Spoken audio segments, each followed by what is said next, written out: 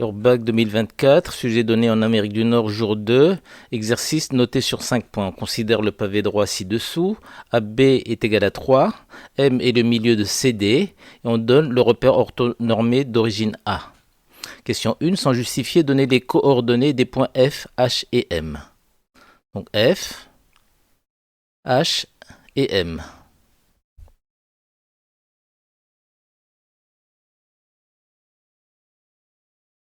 Alors on récapitule.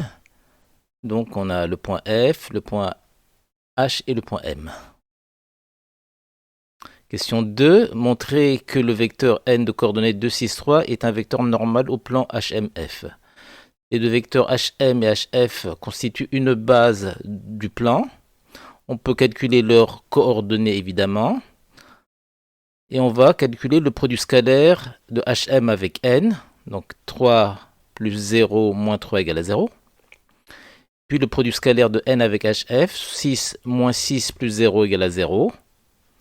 Donc le vecteur n est bien un vecteur normal au plan HMF.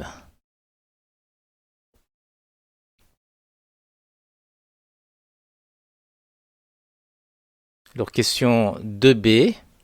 Montrer qu'une équation cartésienne du plan HMF est 2x plus 6y plus 3z moins 9 égale à 0.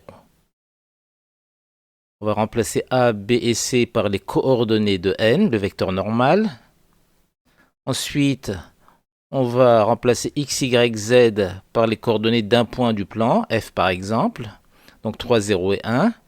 Donc 2 fois 0 plus 6 fois 2 fois 3 pardon, plus 6 fois 0 plus 3 fois 1 plus d égale à 0. Ce qui donne 9 plus d égale à 0, donc d est égal à moins 9. Donc l'équation du plan est 2x plus 6y plus 3z moins 9 est égal à 0. Question 2c. On considère le plan P donné par son équation cartésienne. Est-ce que le plan P et le plan HMF sont parallèles? Pour cela, on va regarder leur vecteur normal. Le vecteur normal à M a comme coordonnées 5, 15 et moins 3. On peut montrer que ces deux vecteurs ne sont pas colinéaires. Donc, ces deux vecteurs n'étant pas colinéaires, eh bien, les plans P et HMF ne peuvent pas être parallèles. Alors, question 3, déterminer une représentation paramétrique de la droite DG. Donc, les coordonnées de D, de G. On calcule les coordonnées du vecteur DG. N est un point de la droite DG, donc x, y, z, x égale, alors on met d'abord les coordonnées de D, plus t fois le vecteur directeur DG, donc t fois 3, 3 fois t, plus 0 fois t, plus 1 fois t. Donc x est égal à 3t, y est égal à 1, et z est égal à t.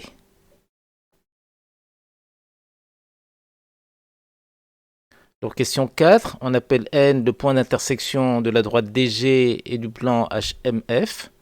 Donc on va faire un schéma de ce qui se passe.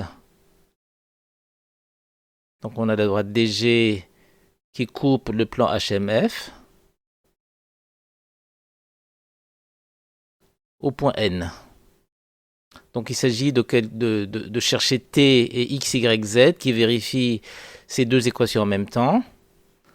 Donc on remplace X, Y, Z par les données de la représentation paramétrique. Donc 2 fois 3t égale à 6t plus 6 plus 3t moins 9 égale à 0. Donc 9t moins 3 égale à 0. Donc t est égal à 3 neuvièmes, soit 1 tiers.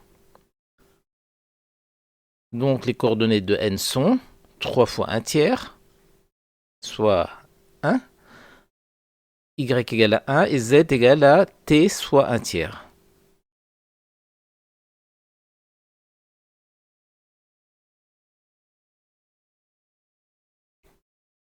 Enfin, question 5. Le point R de coordonnées 3, 1 quart, 1 demi est-il le projeté orthogonal de G sur HMF?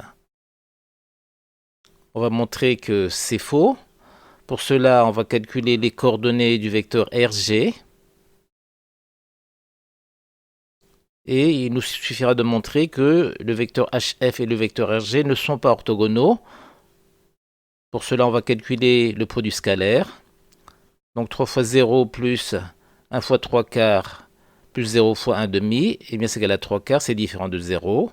Donc le vecteur RG n'est pas orthogonal à HMF, donc R n'est pas le projeté orthogonal de G sur le plan HMF.